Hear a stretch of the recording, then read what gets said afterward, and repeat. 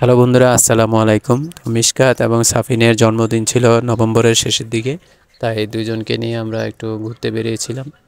তো ঘুরতে বেরিয়ে মজার কিছু জায়গাও ঘুরেছি, তো সেটা আলাদা একটা ক্লিপ থাকবে। তো আজকের ভিডিওটা থাকবে ওদেরকে নিয়ে আমরা খাওয়া দাওয়া করতে গিয়েছিলাম, কারণ জন্মদিন মানে স্পেশাল কিছু।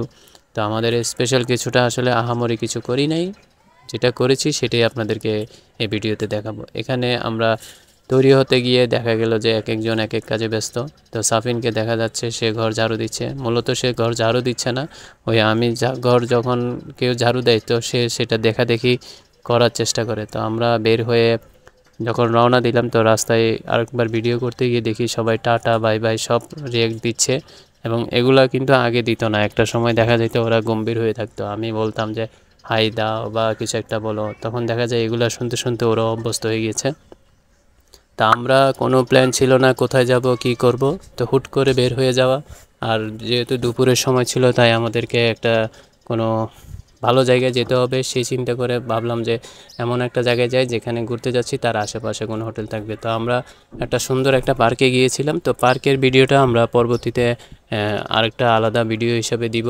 তো সেটার আগে বলে রাখি, আমরা যে রেস্টুরেন্টটাতে গিয়েছি এটা রেস্টুরেন্ট না, ওরা নামটাই অন্যরকম, কিচেন এরিয়া। তো এটা কোথায় এবং দেখতে কীরকম এবং কোন জায়গায় আছে সেটা ভিডিওর শেষেই দেখাবো। তো যাওয়ার পর সাফিনকে আমরা কোলে রাখতে পারবো না, কারণ খাওয়ার সময় রাখা যাবে না, তাই ওকে ছেড়ে দিয়েছি। তো ছেড়ে দেওয়ার পর দেখা গেল ও ওইখানে বসে বসে খেলা শুরু করছে। আর ওকে আমরা ওইখানে খাওয়াই নাই, কারণ ওকে বাসা থেকে খাইয়ে তারপর আমরা নিয়ে গিয়েছিলাম। তো আমরা বাকি তিনজনই এখানে খাওয়া দাওয়া করেছিলাম। তো ওইখানের বাংলা খাবার ছিল আর চাইনিজ খাবার ছিল।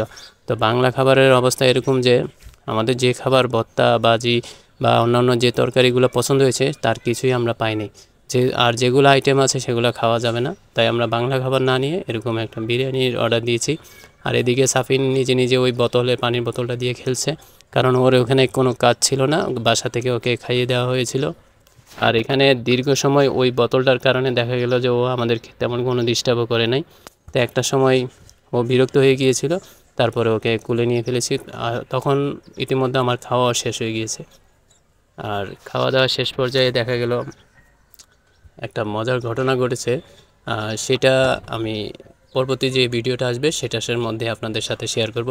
আর আমরা এখন বের হয়ে যাচ্ছি। তো এই রেস্টুরেন্টটা পরিবেশটা আসলে খুবই সুন্দর, দামগুলোও ভালো, খাবারও ভালো, কিন্তু বাংলা খাবারের যে পরিমাণ বললো, অর্থাৎ তালিকা দিচ্ছে বিশাল, কিন্তু খাবারের কোনো ব্যবস্থা নাই, অর্থাৎ শেষ হয়ে গিয়েছে নাকি করে নাই জানি না। তো এই যে দেখছেন কিচেন এশিয়া এই রেস্টুরেন্টটা, এটা হচ্ছে প্রবর্তক মোড়ের উল্টো দিকে, অর্থাৎ ডান দিকে গেলে এই রেস্টুরেন্টটা পাওয়া যাবে। তো আজকে ভিডিওটা এখানে শেষ করলাম, দেখা হবে নতুন কোনো ভিডিওতে। আল্লাহ হাফেজ।